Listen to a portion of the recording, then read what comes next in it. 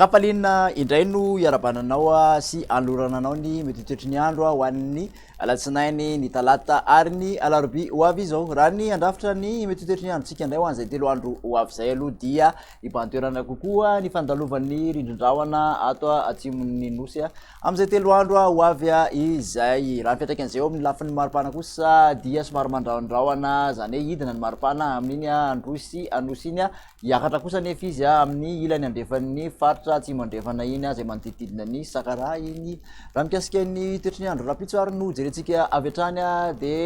ny maraina zany aloha de isy orana amin'ny atotan'ny melaka aty amin'ny ilany atsinanan'ny faritra melaka iny toraka zany ihany koa mbola isy an'izay orana malefaka izay ihany ny analanjyrofo amin'iny ilany andrefan'ny faritra sava iny sy amin'iny manodidididina ny Toamasina iny raha toa ka somary mandrahondrahona ny faritra atsimo atsinanana sy ny amin'iny Taolagnaro iny. Ankoatr'izay moa dia saika ho maina ny andro raha toa ka somary mandrahondrahona izy ho an'ny aty amin'iny Analamanga sy amin'iny faritra Boeny sy ny atan'ny faritra Sofia iny. Ny tolakandro kosa raha ho an'izay toetry ny andro izay niary de ahitana orana tarivo-drahona mety rankotroka ny ilany andrefan'ny faritra Boeny amin'ny faritra Melaka iny ilany andrefan'ny faritra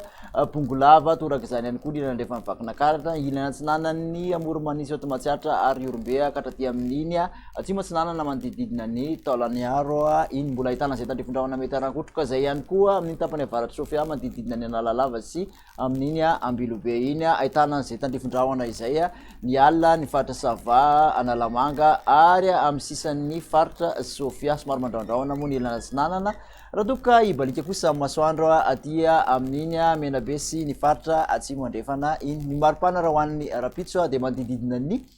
5 ka hatramin'ny 7 aty amin'ny faritra Afovoantany, 2 ka hatramin'ny 20 morotsiraka atsinanan'ny nosy, 9 ka hatramin'ny 4 morotsiraka andrefan'ny nosy, 30 degré Celsius kosa ny ambony indrindra raha ho an'izay rapitso zay amin'iny ilany andrefan'ny faritra atsimo andrefana manodidididina ny Sakara iny no ahitana izay maripana izay. Raha fizotran'izay toetry ny andro zay ho an'ny talata kosa indray ary de mbola misitraka orana aloha zany ny faritra Betsiboka sy ny Melaka ary ny faritra Boeny toraka zany ihany koa tapany atsimon'ny faritra Vadivavy-Fitovinany mahazo ny faritra atsimo atsinanana sy ny amin'iny Taolagnaro iny saika ho maina kosa amin'ny ankapobeny any amin'ny faritra sisa. Ny maripana raha ho an'ny talata de manodidina ny 19 ka hatramin'ny 20 aty amin'ny Afovoantany, 12 ka hatramin'ny 20 morotsiraka atsinanana, 20 ka hatramin'ny 5 ny morotsiraka andrefan'ny nosy. Ny mafana indrindra moa zany dia ny faritra Menabe sy ny faritra Sofia 30 degré Celsius. Raha ny alarobia kosa indray de